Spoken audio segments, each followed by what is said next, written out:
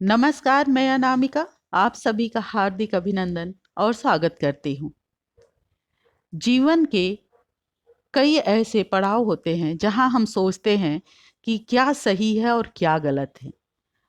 कई बार ऐसा होता है कि सही और गलत में अंतर नहीं कर पाते हैं। तो आइए आज हम जानते हैं महाभारत की कुछ ऐसी घटनाओं से, कुछ ऐसे सूत्र हैं जिनसे जीवन में हम शिक्षा ले सकते हैं, जो हमारे जीवन में उपयोगी सिद्ध हो सकती है। वो 9 सूत्र कौन से हैं, आइए हम जानते हैं। संतानों की गलती, मांग और हठ पर समय रहते अंकुश अगर नहीं लगाया गया तो अंत में आप असहाय हो जाएंगे। ऐसा सीख हम कौरव के जीवन से ले सकते हैं।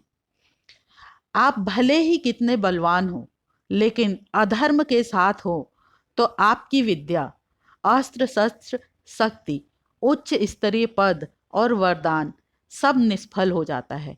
ये शिक्षा हम कर्ण के जीवन से ले सकते हैं।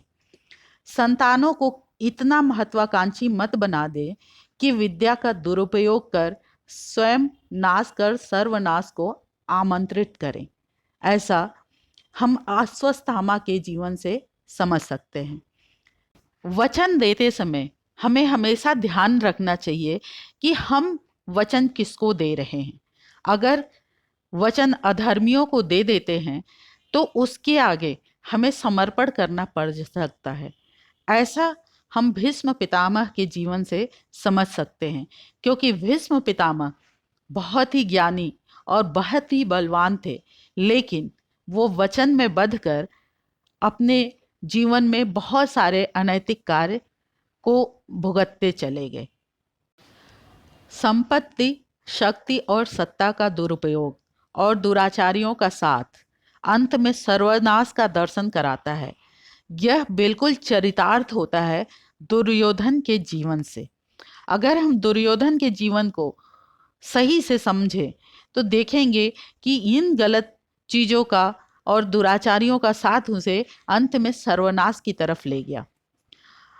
अंध व्यक्ति अर्थात मुद्रा, मदिरा, अज्ञान, मोह और काम, अंध व्यक्ति के हाथ में सत्ता भी विनाश की ओर ले जाती है।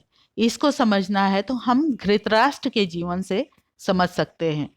अंध व्यक्ति का मतलब ये नहीं है कि सिर्फ आंखों से अंधा होना।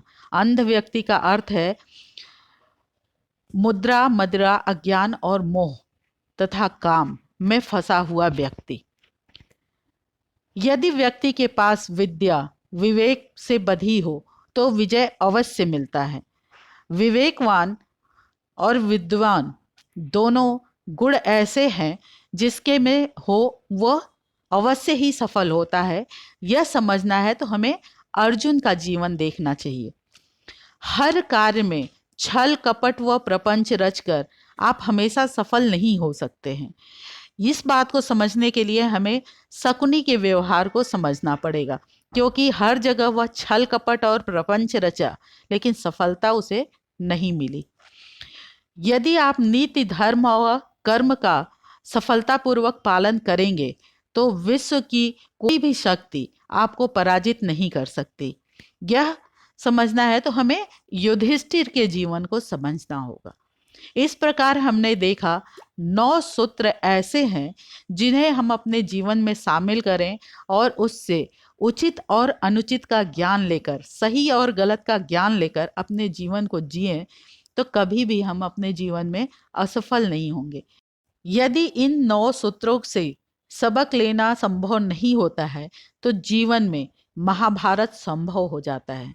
इसलिए अपने रिश्तेदार, अपने नातेदार, अपने सगे संबंधी, दोस्त मित्र, परिवारजनों के बीच इन चीज़ों का ध्यान रखकर ही हमेशा चलना चाहिए।